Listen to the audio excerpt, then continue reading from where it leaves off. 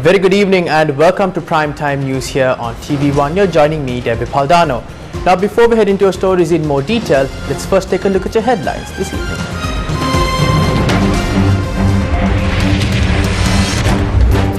What will the President's policy statement contain when he ceremonially opens the new session of Parliament tomorrow?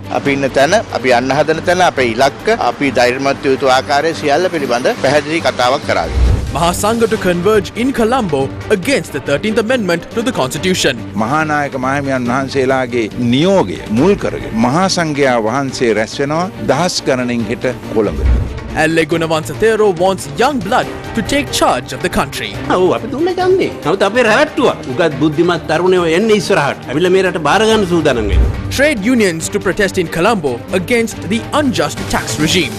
Doctors to go on strike for 24 hours. No activities at state and private hospitals. What happened to the diesel donated by the government of China? And what happened to the 10,000 rupees allowance? Farmers question the government. Rescuers scramble to reach the worst affected areas in Turkey and Syria. Death toll passes 5,000. The fourth session of the 9th Parliament is scheduled to be ceremonially declared open tomorrow by the President. This would be the second time the Parliament would be ceremonially declared open during the Wickremesinghe presidency. President Ranil Wickremesinghe is expected to visit Parliament at 9:30 a.m. tomorrow for the ceremonial opening of the fourth session of the 9th Parliament. The rehearsal pertaining to the ceremonial opening took place recently.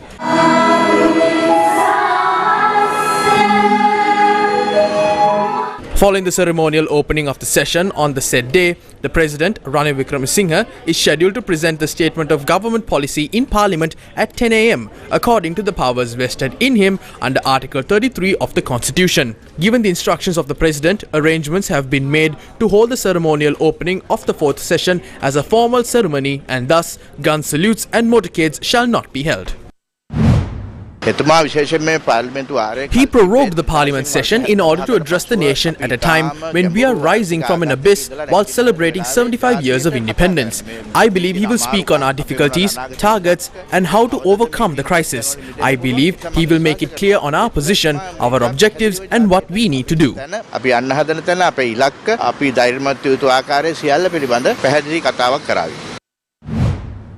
The Mahasangha is preparing to meet in Colombo to oppose the full implementation of the 30th Amendment to the Constitution. It is clear that the President is faking it. When he pays reverence to the Mahanayakatheros have not fallen for those tricks. The Mahanayakatheros have made it clear that what is being discussed is not the need of the people, and this decision must be changed immediately. But there appears to be no move to change this as per the wishes of the Mahanayakatheros. Thousands of Mahasangha will meet in Colombo tomorrow with the blessings of the Mahanayakatheros. We will need to defeat this attempt made by Ranil Wickremesinghe that would lead to a communal issue. The 13th Amendment to the Constitution must be withdrawn.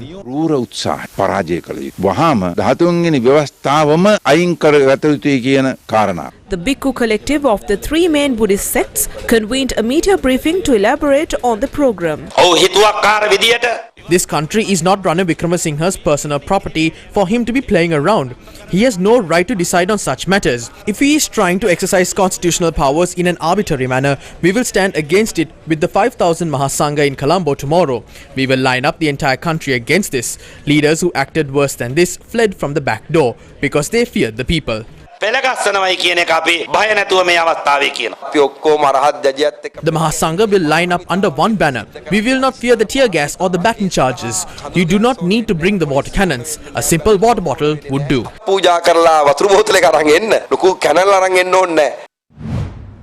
Venerable Professor Mathagoda Abethisathera addressed the media today. The aspirations of the people is a non-aligned country, a country without the 13th Amendment. Therefore, this government, which has been appointed without the mandate of the people, these members of Parliament and this President have no moral or legal right to implement the 13th Amendment. Tomorrow's throne speech is the opportunity to test the conscience of all the parties in power today. If Ranil Wickremesinghe declares in his throne speech that he will fully implement the 13th Amendment, then we would like to remind him that these MPs are bound to defeat it. This is the only hope of the people of this country and the Mahasangha. The Mahasangha of the country is hoping to go to Parliament tomorrow tomorrow to demand that this should not be done. We would also like to remind the President, the Prime Minister and the Ministers to refrain from going ahead with this decision. Venerable L.A. Gunawansathera highlighted that the full implementation of the 13th Amendment to the Constitution would lead to a plethora of issues. The auctioneers have been elected and the man we had faith in is also an auctioneer. Were we consulted when these political decisions were made? The President visited this temple and personally pledged that the unitary state will be protected and a new constitution will be presented. He said that and secured power and made assurances at the Jayashri Mahabodhi and at the Ruwan Valley Mahasaya and thereafter exchanged powers. The people are facing a situation where they have to wonder about lunch after having breakfast. In the midst of all of this, they are trying to give away the country. We demand an end to an attempt to fully implement the 13th Amendment to the Constitution. If not, there would be an eternal conflict in the country. There is some form of reconciliation in the country. Do not drag it back into an abyss. They have all-party conferences at the President's office with the TNA, JVP, UNP and the SLFP. Why can't they say in one voice to maintain this country as it is? They have the opportunity to discuss every other unnecessary matter except for this. We cannot suffer anymore. This is a government that was formed with various pieces.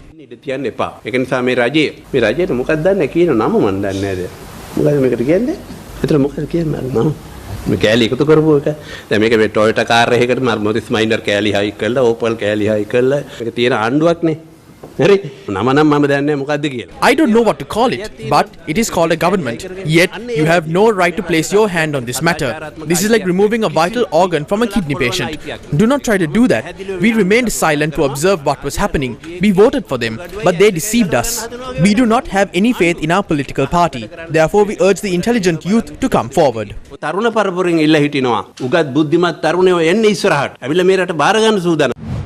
Trade unions in Sri Lanka have declared Wednesday, the 8th of February, as a day for protest. Trade unions will be protesting against the government's failure to address the medicine shortage and the unjust tax regime imposed by the government. They are expected to gather at the Hyde Park in Colombo on Wednesday afternoon.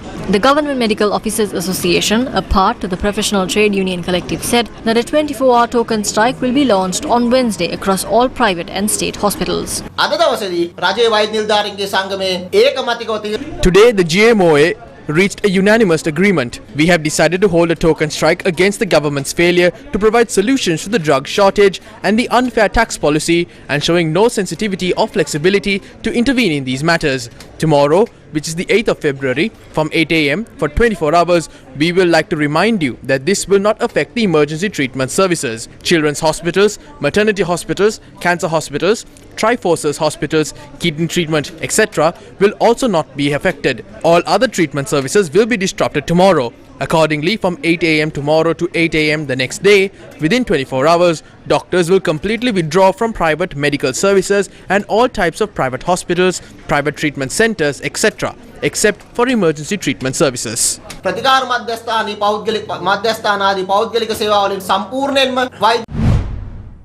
The Federation of University Teachers Association also decided to engage in a one-day token strike tomorrow.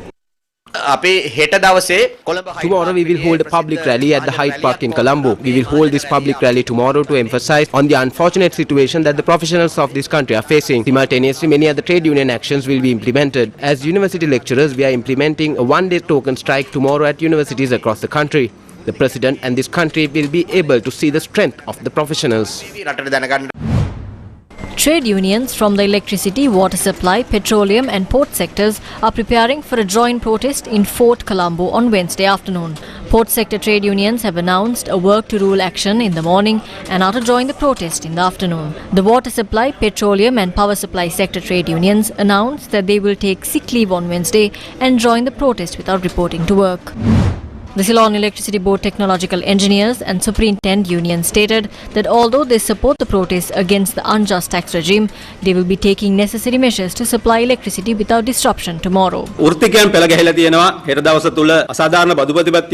Professionals have united to protest against the unjust tax regime tomorrow. They spent 21 million rupees of the Ceylon Electricity Board on the Independence Day celebration. We do not approve of this. Because of this, in order to ensure the uninterrupted supply of electricity, we will engage engage in our work at our workplaces. However, on the 9th and for all future protests, we will be joining hands with other trade unions. As a trade union, the reason for us to not directly support these protests is because of the students who are facing the advanced level examination. Electricity is a facility that is essential for them. President's Trade Union Director General Saman Ratnapriya had invited trade unions and civil organizations to the Ministry of Finance to discuss taxes, including the pay tax. Ratnapriya had stated that these discussions will result in swift, short-term solution recommendations that may be taken to address the difficulties that have emerged. Dr. Kapila Senanayake, Director General of the Department of Financial Policy, said that there is an opportunity to discuss short-term strategies to provide some relief by considering trade union leaders and civil organization representatives' views and suggestions on the new tax system. He had noted that the tax on personal income was imposed as a short-term strategy to resurrect the country from the existing economic situation, and this new tax system in Sri Lanka is of a meagre percentage compared to the other Asian countries. The trade union leaders who took part in the discussion stated that there are issues with new tax policies and the tax system that is imposed on personal income, and that the trade unions should be consulted before creating tax policies. A group including SLFP trade union leader Leslie Devendra and SLPP trade union leader Bandula Saman Kumara took part in these discussions. Cabinet spokesperson Bandula Gunawardena expressed views on the continuous requests made on the government to lower the interest rates of local banks. No politician or a political party can intervene and decide on the bank interest rates. If we try to intervene, then the people will protest and will allege us for disturbing the independence of the central bank. The central bank is the main bank which all other banks in the country are linked to. Basically, it is the financial advisor to all other banks. Therefore, it is not right to criticize the government for this without knowing the true facts and figures. If the government can do that, we will lower these interest rates by tomorrow itself. A government cannot decide on interest rates like that. සාධාරණ වෙන්නේ නැහැ. අපිට රජයකට කරන්න පුළුවන් නම් පොලි අනුපාතය පහතෙලා අපි හෙට පොලි අනුපාතය පහළ වෙනවා. එහෙම ආණ්ඩුවකට පොලි අනුපාත තීරණය කරන්න බෑ. The minister also stated that the IMF support will decide the relief given to the people. මේ වර්ෂයේ නිම වෙනකොට if we can restructure our debt and come into an agreement with the IMF, we will be able to gain the trust of the international community once again. And if we do this before the end of this year, we will be able to provide relief to the people. ඒ අවසානයේ වන විට බොහෝ සාහනයන් ජනතාවගේ පැත්තට ලබා දෙන්න පුළුවන්කම ලැබෙයි. Convener of the Inter-University Students Federation, Vasanta Mudaliye, filed a complaint with the police headquarters today. Convener of the Inter-University Students Federation, Vasanta Mudaliye, complained to the police against what he had experienced following his arrest under the Prevention of Terrorism Act.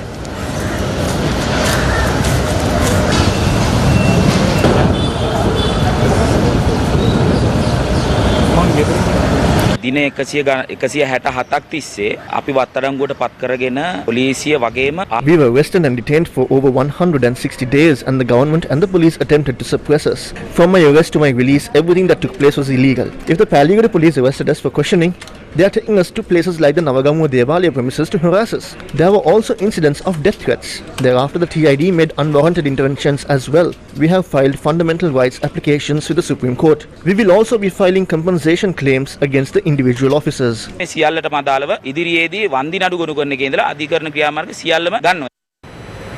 The European Union and the Food and Agriculture Organization are to provide fertilizers, seeds and training to the most vulnerable paddy farmers in Sri Lanka.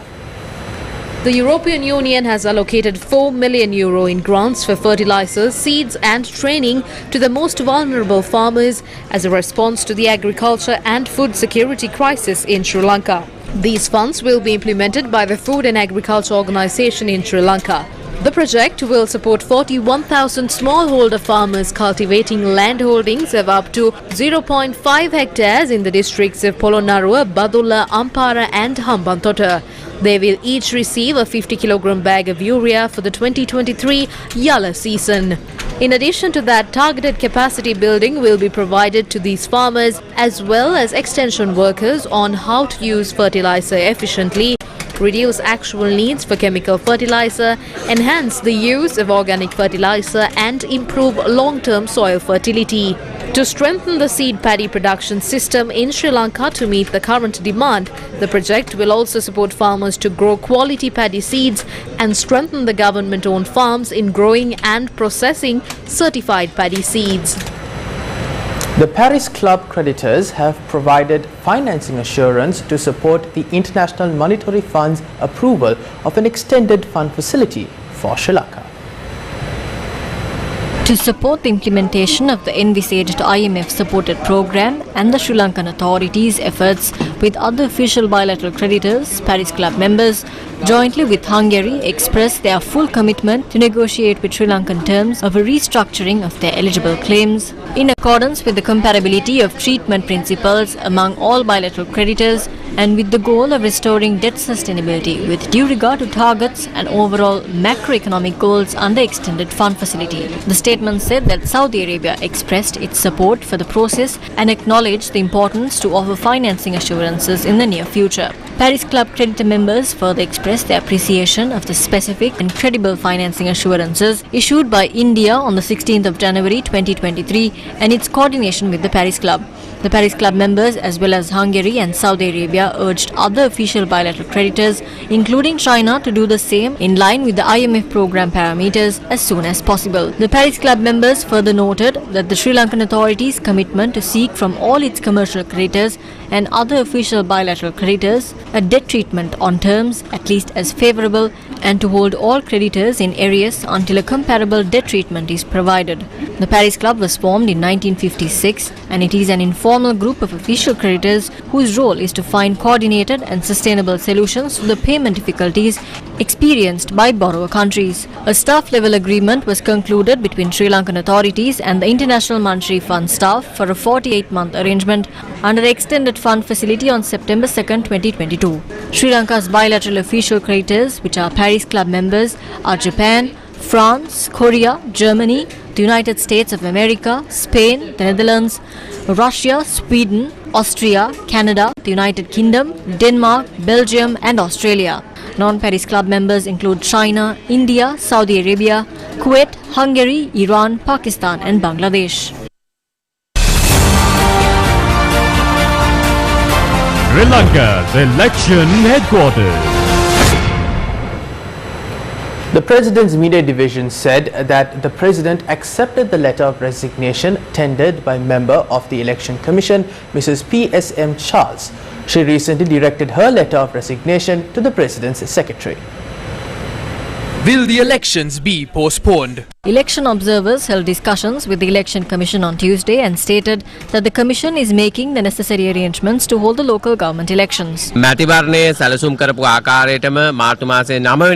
All necessary measures have been taken so far to hold the election as planned on the 9th of March. Also, the activities related to postal voting will start from the 15th of February. Postal voting will take place on the 22nd, 23rd and 24th. We know that there will be a court action in 2 days. That is the only barrier we have in regard to these elections. The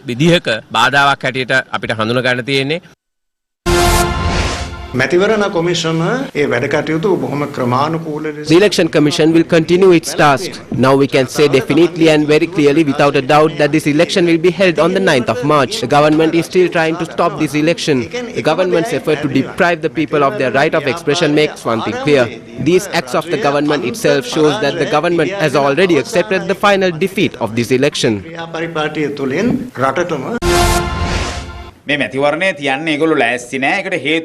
not ready to hold this election and the reason is that they do not have a mandate. There is no Ranil Wickremesinghe without the support of this group in the Podujana Peramuna. The existence of the Podujana Peramuna will be decided on this election. The result is certain. The Podujana Peramuna will definitely lose. Ranil Rajapaksa's plan will collapse with the announcement of the election results. A Samagi Janabalawege meeting was held in Piliyandala and it was presided over by opposition leader Sajith Premadasa. As the short-term plan for this crisis, we need to have a successful discussion with our creditors. The International Monetary Fund does not give loans based on mere fictions. There should be a clear program. The people should agree clearly with this program. That is what a government led by the Samagi Jana Balawegaya can do with the people's mandate. ඒක තමයි සමග ජන බලවේගයේ ආණ්ඩුවකට ජනමතයත් සමග කරන්න පුළුවන් වෙන්නේ. මේ මොහොත වන විට 100,000 ගණන් අපේ රටේ වෘත්තිකීන්, වෘත්තීයවේදීන්, විශේෂඥයින්, වෛද්‍යවරු. At this moment, hundreds of thousands of professionals, experts, doctors, engineers, IT engineers have left the country. There is a brain drain in our country. On the other hand, many factions of this country are suffering due to the tax burden. We must expect the worst with the electricity tariff hike. A government led by the Samagi Jana Balawegaya will take all the thieves that ruin this country before the law. We will definitely do this. Not only that, we will also recover the assets, the dollars that were looted from this country. බලවේග රජයක් තුර අනිවාර්යෙන්ම රට විනාශ කරපු මේ හොර හැතිකරය අපි අධිකරණයේ ඉදිරියට නීතිය හමුවට ගෙනෙනවා. අනිවාර්යයෙන්ම මේ කරනවා. ඒ දේ කරනවා විතරක් නෙවෙයි. හොරු හොරා කාපු සල්ලි ටික, මුදල් ටික, ඩොලර් ටික නැවතත් වරක් අපේ මාතෘ භූමියට අපි දිනා ගන්නවයි කියන එක. The leader of the National People's Power, Anura Kumara Dissanayake, participated at an event organised by the Progressive Professional Lecturers Association. Every person is rallying against the government today based on the prevailing economic crisis. Ranil Wickremesinghe is trying to take away the spotlight from the economic situation and direct it to some other social issue in the country. This is why he is speaking on the 13th Amendment. Therefore, we need to focus more on addressing the real economic issue in the country. Last March, we had a fuel shortage in the country while we were paying our debts. But if we try to pay our debts today, we won't have fuel at all. We won't be able to even pay our debt. The economic situation of our country is way worse than what it was last year. What are we to do to recover from this crisis? As the first step of this journey to stabilize our economy once again, we need a government with a clear mandate. The same people who threw this country under the bus can never recover our nation from this crisis. If we can formulate plans right now, then we can have some hope on saving our nation from this crisis. Our target at these local government polls is to give the government the message that they no longer have the mandate of the people. In such circumstances, they will have to dissolve this parliament as they no longer have an ethical right to stay in power. This is why they tried everything to delay these elections. We're going in for a short commercial break. Stay tuned for more of the very latest. News First, main sponsor. Durden's Hospital, dedicated to you. Experience the best in healthcare at Durden's Hospital's new Alfred Place wing. We continue to evolve into a purpose-built hospital of the future, with an ambience built to deliver world-class care. Durden's Hospital, dedicated to you. Welcome back to the news. Turkey President Recep Tayyip Erdogan has announced a 3-month state of emergency across the 10 provinces worst affected by Monday's devastating earthquakes. Erdogan said the death toll from the earthquake centered in southeastern Turkey rose to 3,549, bringing the total number of killed, including those in northern Syria, to more than 5,000.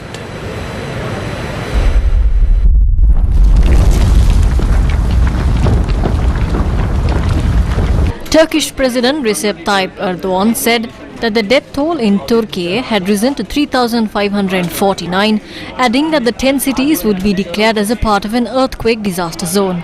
The Sri Lankan mission in Turkey said that more than 21,000 people have been injured in the earthquakes and the tremors that followed. Search and rescue operations are underway in the affected cities to rescue people from the rubble. Reports suggested that more than 16,000 search and rescue operators from various countries and organizations were on the ground to help with relief efforts. Rescue efforts were also delayed due to heavy snowfall and air traffic as rescuers continue to attempt to travel to Turkey's hard-hit southeast. Heat is supplied to the houses and buildings during winter using pipes. Most of these pipes have exploded and the supply of electricity to most places have been suspended. These reasons have made it difficult for rescue teams to reach the worst affected. Roads are destroyed as well.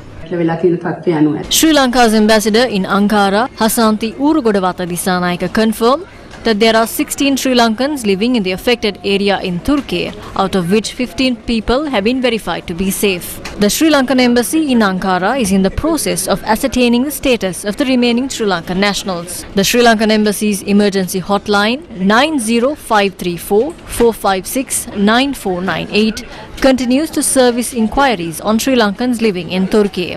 The World Health Organization has warned that the death toll from the strong earthquake in southeastern Turkey near Syria's border could rise eightfold. The number of dead and injured from both Turkey and Syria has increased rapidly throughout Monday. Countries from around the globe have dispatched teams to assist in the rescue efforts, but a day after the earthquake struck, the number of emergency crews on the ground remained few, with their efforts impeded by frigid temperatures and close to 200 aftershocks, making the search through unstable structures perilous. Rescuers are racing to rescue survivors from the rubble of the thousands of buildings brought down by the magnitude 7.8 earthquake and multiple aftershocks that struck eastern Turkey and neighboring Syria. Austria has offered to send 84 soldiers from a military disaster relief unit in Turkey. Croatia was sending 40 men and 10 dogs, rescue equipment and vans to Turkey. The Czech Republic was sending Turkey a team of 68 rescuers, including firefighters, doctors, structural engineers and also experts with sniffer dogs. 27 search and rescue teams from 19 different European countries, including non-EU members, Montenegro and Albania, have been dispatched and are made up of 1,150 rescue workers and 70 dogs. New Zealand was providing $632,000 to the Turkish Red Crescent and $316,000 to the Syrian Arab Red Crescent to deliver items such as food, tents and blanket, as well as provide medical assistance to psychological support.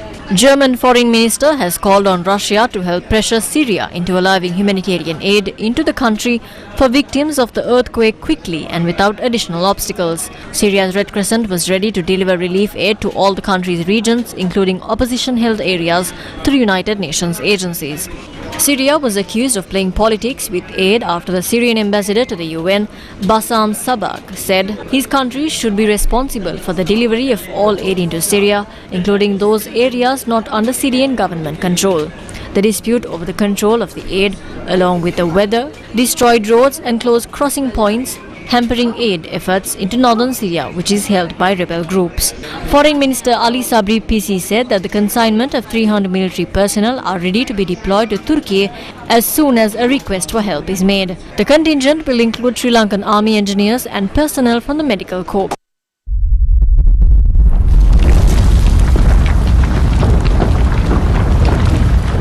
Sri Lankan farmers lament that the government is yet to deliver on their promises. While protests are organised against the 13th Amendment, taxes, bank interest rates and the cost of living, the issues faced by the farmers have also not been resolved. Although various suggestions have been made to provide relief to farmers who are suffering due to the overnight chemical fertilizer ban, have any of them actually proven to be successful? Today, the farmers of Hurulu Agrarian Movement in Galambidinuwava began a satyagraha to highlight the issues that have still not been resolved. The farmers, who began a protest march from the Huruluwava Pattini Devalaya, made a plea to the gods at the Hurulu Katharakama Devalaya.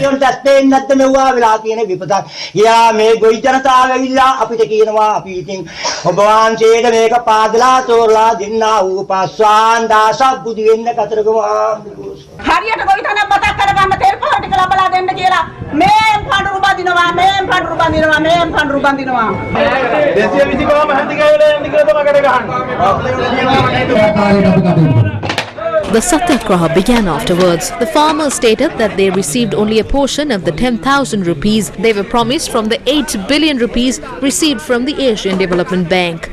They also stated that they have not yet received any fuel that was received from China as a donation.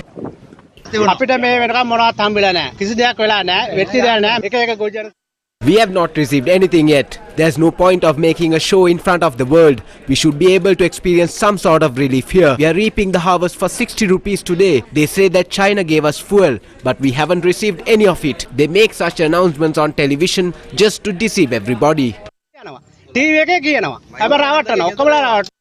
Later on, the farmers who took part in the satyagraha went to the divisional secretariat and handed over a letter. Meanwhile, many farmers of the Dahiyattakandia area have also not received any fuel the country received from China or the allowance of 10,000 rupees distributed by the government. This was the Agriculture Minister's response.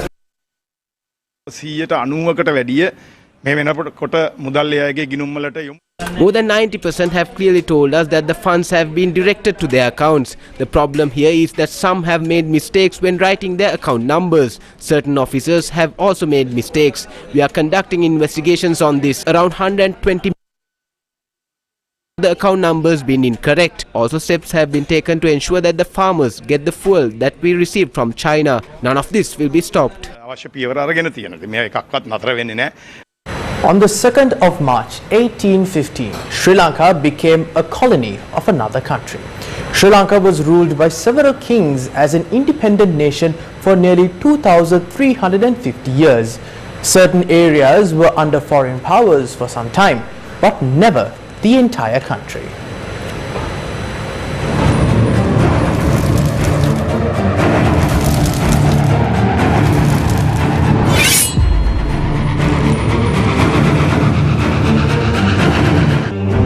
In 1815, the power-hungry Kandyan elite, supported by the British colonial rulers, conspired to topple the rule of the king, and despite the uproar of the people, British forces strategically conquered the Kandyan kingdom. After Sri Lanka becomes a part of the British Empire in 1815, Sri Lankans didn't feel the same. They felt suppressed and disrespected. 3 years after that, under the leadership of a group of heroic patriots, Sri Lankans take their first stand against the British rule. From here, in Uwavellassa. If these fields could talk, they would tell us about the sacrifices our ancestors made to protect the motherland. The Great Rebellion of 1817 to 1818, also known as the 1818 Uwavellassa Uprising, took place as many who valued the independence of the country put the country before self and made ultimate sacrifice for the motherland. The English were also tipped off about the attempt to crown an individual named Doresami, a relative of King Rajadi Rajasingha. It was during this time that Sylvester Douglas Wilson, the agent of the British, was en route to crack down on the uprising. However, he did not succeed as the Uwavellassa uprising warriors managed to kill him on the spot. A helpless British administration decided to send John Doyley, the agent in Kandy, and Monaravila Kappatipula to Vellassa. What happened stunned the British completely. On the 1st of November 1817, Kappatipula joined the Sinhala army and gave much needed leadership to the entire country.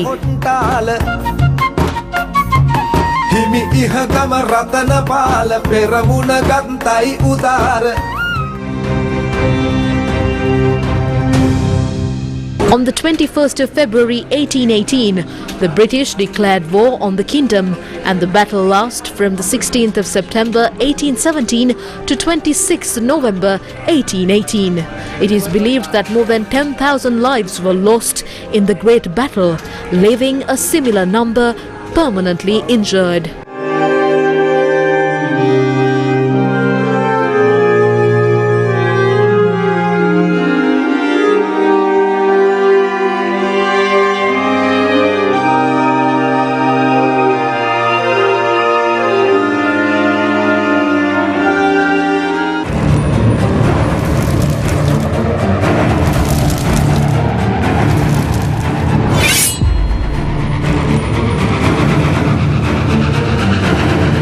Season 10 of Sri Lanka's #1 television game show Srilankanbeauty will go on air from the 11th of February 2023.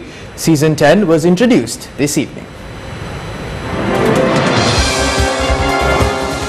Srilankanbeauty is the #1 non-fiction show and also made history as the highest rated game show ever in Sri Lankan television history, and will air from Stein Studios in Ratmalana, the only state-of-the-art studios in the whole of South Asia.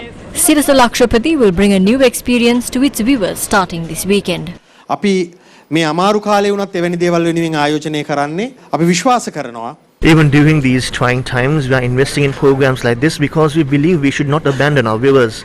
We need to continue like this. For this season, we have successfully developed the home viewer grey map. Many persons here used it as well. We hope to engage in this journey with you further. The Sirasa Lakshadweep program is the case study for most of the other Lakshadweep programs in the Asian region. Our programs are being used as models for the other countries that are launching this program and how to maintain 10 seasons of this program. We understand the times are tough. Let's stay with our people and go forward during these trying times. මේ අමාරු කාලේ අපේ රටේ රැඳිලා අපේ මිනිස්සුත් එක්ක මේ ගමන ඉස්සරහට යමු. බොහොම Anyone in Sri Lanka can take part in Sirasa Lakshapati by simply dialing 7788. Sirasa Lakshapati will come to your home television screens every weekend at 7:30 p.m.